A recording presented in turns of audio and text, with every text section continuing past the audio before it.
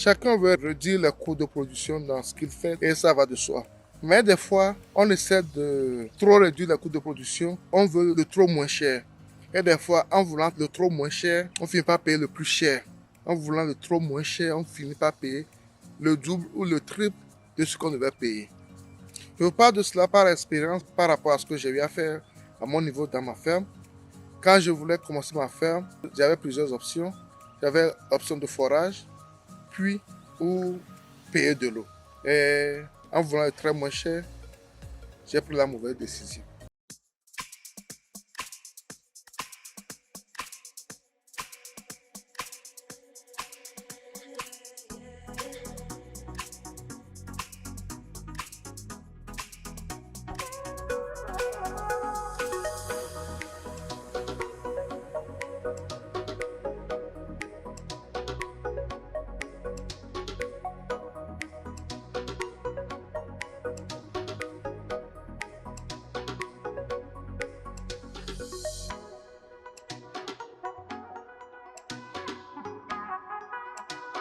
Bienvenue sur ma chaîne S2A Group.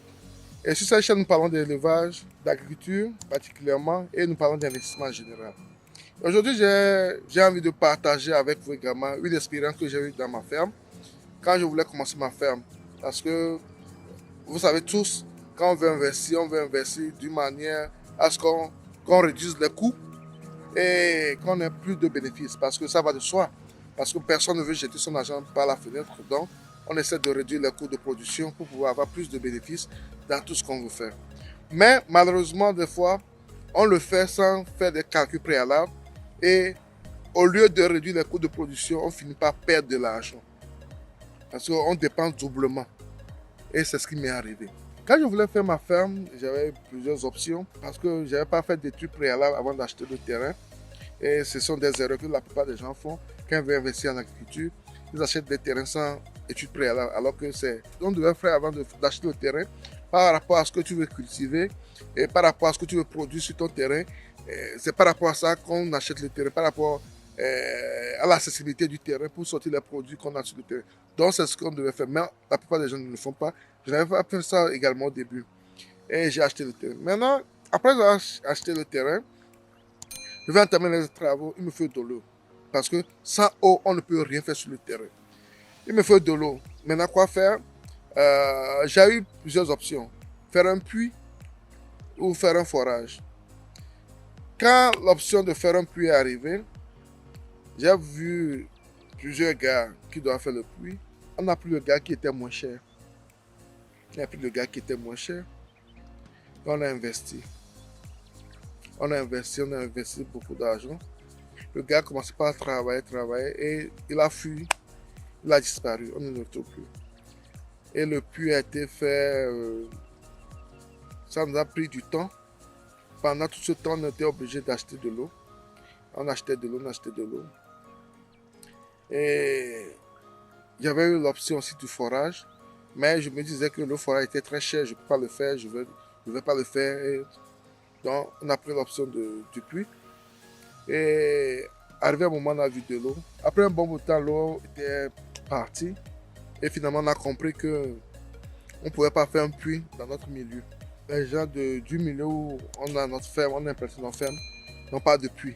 La plupart des gens qui sont là-bas ont fait des forages et les forages sont allés jusqu'à 5 quelques mètres pour pouvoir avoir de l'eau. Avec la mauvaise expérience que j'ai par rapport au puits et avec le coût des forages, je me suis dit, j'ai pas beaucoup d'argent, qu'est-ce qu'il faut faire? Je me suis fait faire une citerne.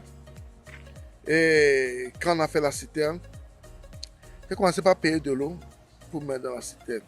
Et je vous jure tout que ça n'a pas fait 2 mois, je ne pouvais plus supporter cela parce que les poules, les animaux consomment de l'eau en quantité. Et les gens qui vivent là-bas aussi doivent utiliser l'eau pour leurs besoins.